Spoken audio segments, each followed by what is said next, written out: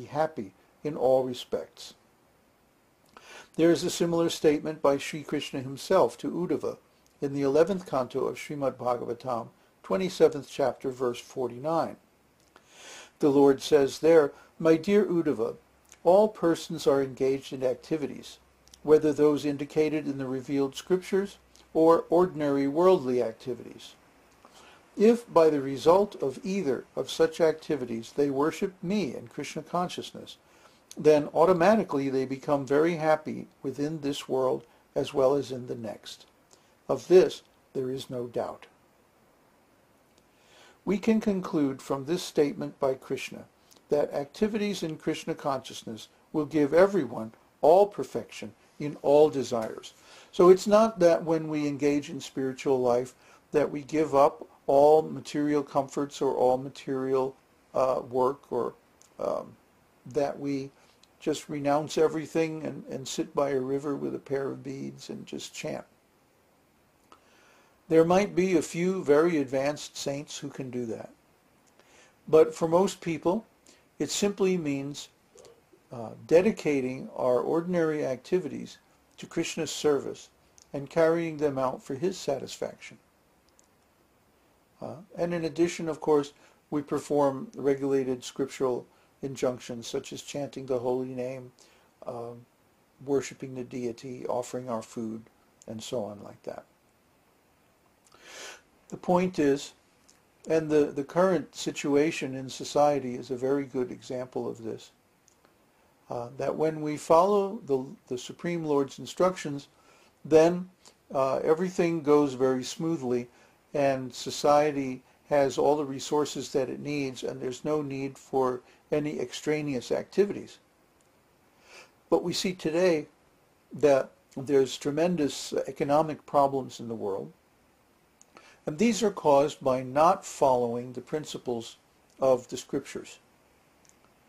Because the aim of human society has become only material advancement. Everything has become measured by money. And so money has become a goal in itself instead of just a means to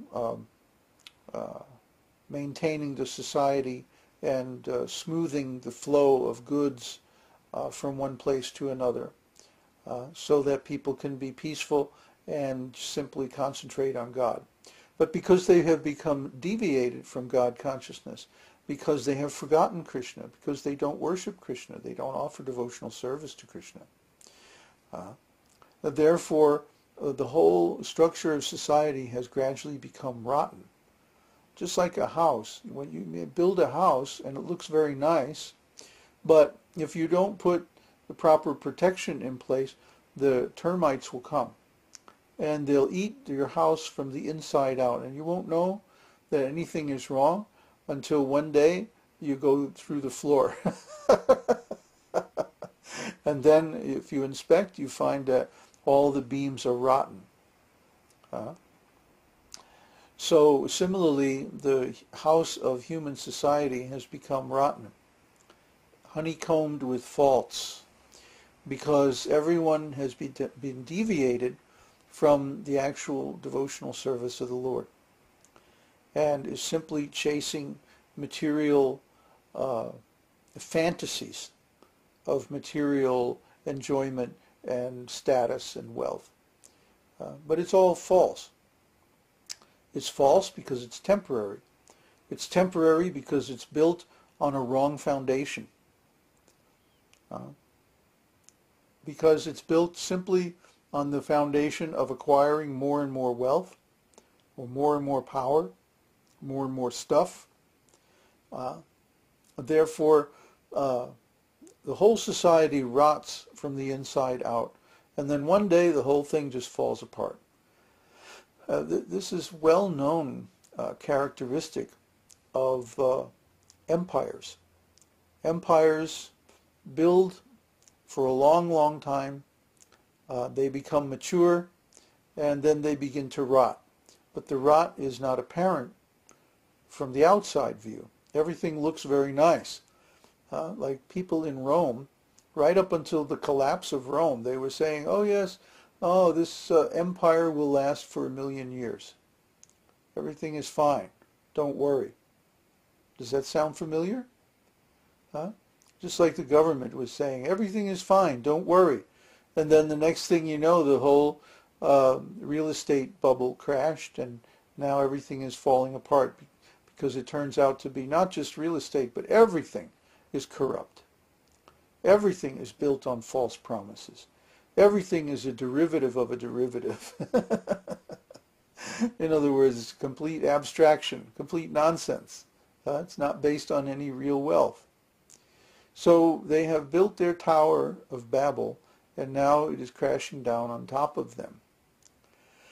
So what can we do? Well, the best thing we can do is get out of the way. There's nothing we can do to stop it or even slow it down. The best thing to do is get ourselves into a situation where we're protected as much as possible. That's why we're in Chile, for example. The Chilean economy is much more stable than the U.S. economy. So at least for some time, it will help to shield us from the effects of this nonsense until finally people come to their senses and realize, oh, we've been following the wrong path. We have to get back to the original purpose of life, which is to remember Krishna. When they hit bottom, then maybe they'll be ready for our teaching.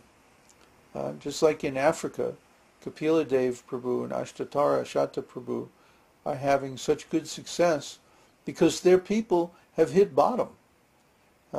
They've been like eating lizards, literally, completely out of food and like that.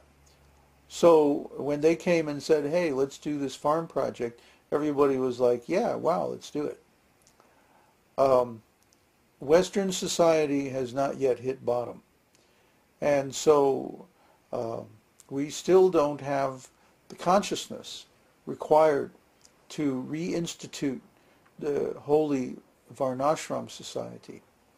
But that day is coming, believe me, coming very soon, when people will be like out of options. And that's where we come and we say, okay, we have the solution. So anyway, a person who everything is complete in him. Try to understand this. This is a mystery. In material life, we're trying to make ourselves or our lives whole, one piece at a time. We work over in one department, and we get that going pretty good, and then we notice this other department is falling apart, and then we have to go over there and fix that, and then we're constantly fighting fires. But when we're in Krishna consciousness, we simply pour water on the root of the whole tree, and all the branches and leaves are nourished automatically. Because Krishna is the complete whole. And we find this out when we practically engage in devotional service. Krishna says, I preserve what they have and carry what they lack.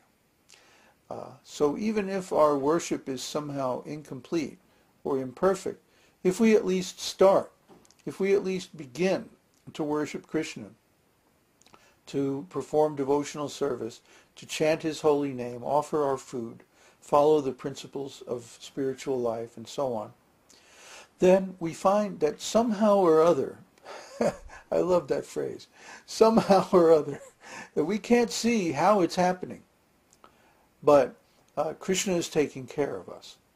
And things begin to go in a remarkable, smooth way that is not possible without devotional service. I remember my wife used to say sometimes, it's like, I don't understand you. It's like, whenever you want something, you don't do anything. You just sort of sit there and think about it for a while, and then it happens. She never did quite get it. Because the Lord is within everyone's heart, and he knows exactly what we need. And when we need something for his service, when we need something that's related to him, and that helps to accomplish his purposes, then he very easily gives that. So even if someone is in householder life, if someone is entangled in material activities and they want some relief, all they have to do is go to the Lord and engage in his devotional service, and without even really trying, without really doing anything, the situation will resolve all by itself.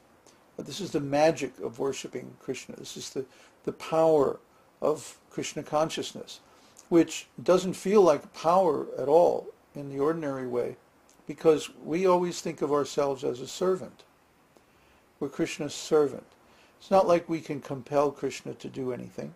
It's not like we can, or we should, ask him for material